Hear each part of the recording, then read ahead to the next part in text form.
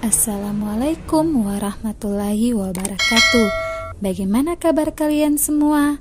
Kali ini kita masuk pada pembahasan tentang keberagaman suku, agama, ras, dan antar golongan dalam bingkai Bhinneka Tunggal Ika.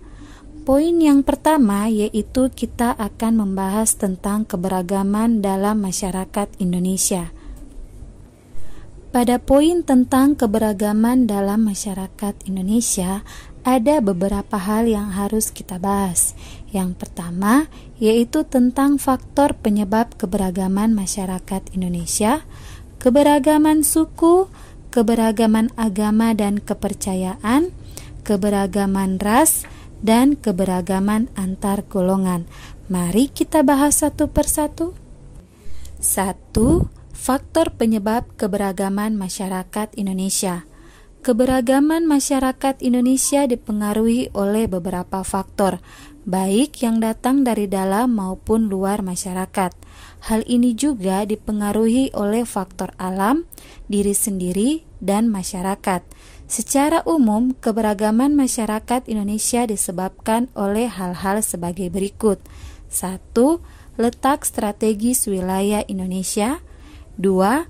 Kondisi negara kepulauan. 3. Perbedaan kondisi alam. 4. Keadaan transportasi dan komunikasi. Dan 5. Penerimaan masyarakat terhadap perubahan. 2. Keberagaman suku. Suku bangsa sering juga disebut dengan etnik. Suku bangsa berarti sekelompok manusia yang memiliki kesatuan budaya dan terikat oleh kesadaran dan identitas tersebut. Kesadaran dan identitas biasanya dikuatkan oleh kesatuan bangsa. Jadi, suku bangsa merupakan gabungan sosial yang dibedakan dari golongan-golongan sosial karena mempunyai ciri-ciri paling mendasar dan umum berkaitan dengan asal-usul dan tempat asal serta kebudayaan. Ciri-ciri mendasar yang membedakan suku bangsa satu dengan lainnya antara lain bahasa daerah, adat istiadat, sistem kekerabatan, kesenian daerah, dan tempat asal. Keberagaman bangsa Indonesia diakibatkan oleh jumlah suku bangsa yang mendiami wilayah Indonesia sangatlah banyak dan tersebar di seluruh wilayah Indonesia. Setiap suku bangsa mempunyai ciri atau karakteristik tersendiri, baik dalam aspek sosial maupun budaya. Kehidupan sosial budaya masyarakat Indonesia sangatlah beragam.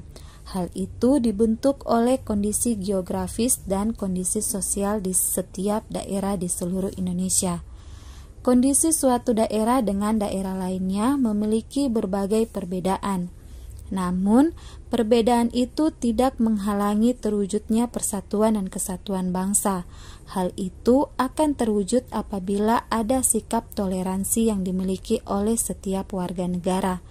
Mereka harus menyadari bahwa keberagaman suku bangsa dan budaya merupakan salah satu kekayaan bangsa yang menjadi dasar persatuan dan kesatuan. 3. Keberagaman agama dan kepercayaan. Di Indonesia memiliki 6 agama, yaitu Islam, Kristen, Hindu, Buddha, Katolik, dan Konghucu. Agama mengajarkan kepada umatnya agar berbuat baik dan benar, melakukan kebaikan, dan menegakkan kebenaran adalah perintah Tuhan yang wajib dilaksanakan. Kesadaran beragama merupakan perwujudan keyakinan manusia terhadap keberadaan Tuhan yang Maha Esa. Maka kita wajib mempunyai sikap taat dalam beragama, yaitu dengan menjalankan segala perintah ajaran agama dan menjauhi semua larangan agama yang dianutnya. Dalam pergaulan sehari-hari, tentu kalian sering menjumpai keberagaman agama. Adanya keberagaman agama tidak boleh menjadi penghambat dalam pergaulan. Kita harus mengembangkan sikap toleransi, hormat menghormati, dan bekerja sama antar pemeluk agama, serta kepercayaan yang berbeda-beda, sehingga terwujudnya kerukunan hidup. 4. Keberagaman ras. Pada dasarnya, manusia diciptakan dalam kelompok ras yang berbeda-beda, yang merupakan hak mutlak Tuhan Yang Maha Esa. Dalam Undang-Undang Nomor 40 Tahun 2008 tentang penghapusan diskriminasi ras dan etnis menyebutkan bahwa ras adalah golongan bangsa berdasarkan ciri-ciri fisik dan garis keturunan. Setiap manusia memiliki perbedaan ras dengan manusia lainnya, karena adanya perbedaan ciri-ciri fisik seperti warna kulit, warna dan bentuk rambut, bentuk muka, ukuran badan, bentuk badan, bentuk dan warna mata, dan ciri fisik lainnya. Kondisi masyarakat Indonesia yang memiliki keberagaman ras berpotensi menimbulkan konflik yang tidak hanya merugikan kelompok-kelompok masyarakat, tetapi juga merugikan bangsa Indonesia secara keseluruhan. Oleh karena itu, setiap warga negara harus menjunjung tinggi rasa persaudaraan, kekerabatan, dan persahabatan, sehingga terwujudnya perdamaian. Hal itu sesuai dengan sila kedua Pancasila, kemanusiaan yang adil dan beradab, bahwa bangsa Indonesia menjunjung tinggi harkat dan martabat manusia tanpa membeda-bedakan ras. 5. Keberagaman antar golongan.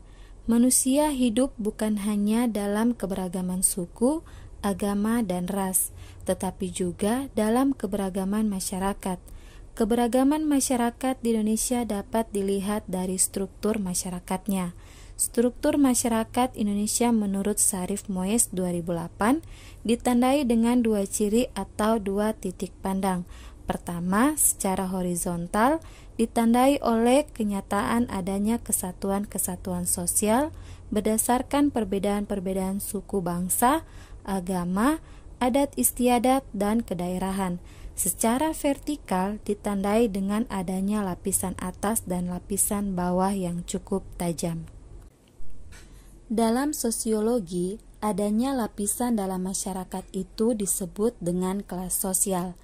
Adanya perbedaan kelas dalam lapisan masyarakat menyebabkan terjadinya penggolongan kelas-kelas secara bertingkat. Hal itu diwujudkan dalam kelas tinggi, kelas sedang, dan kelas rendah, dengan ditandai oleh adanya ketidakseimbangan dalam pembagian hak dan kewajiban individu dan kelompok di dalam suatu sistem sosial. Dengan demikian, dalam kelas sosial terdapat penggolongan manusia secara bertingkat atas dasar kedudukan atau status sosial sehingga menyebabkan perbedaan antara hak dan kewajiban. Sebagai negara yang memiliki keberagaman, adanya penggolongan dalam kehidupan masyarakat di Indonesia merupakan suatu kewajaran. Namun, keberagaman golongan-golongan dalam masyarakat dapat menyebabkan terjadinya konflik. Hal ini dapat muncul apabila munculnya perasaan etnosentrisme yang menganggap hanya kelompok atau golongannya saja yang paling baik dan sempurna, sementara golongan lain dianggap banyak memiliki kekurangan. Keberagaman antar golongan tidak boleh menyebabkan terjadinya perselisihan dan perpecahan di masyarakat. Adanya keberagaman antar golongan harus menjadi pendorong terwujudnya persatuan dan kesatuan bangsa dan pendorong timbulnya kesadaran setiap warga negara akan pentingnya pergaulan demi memperkokoh persatuan dan kesatuan bangsa. Misalnya, golongan kelas tinggi membantu golongan kelas rendah.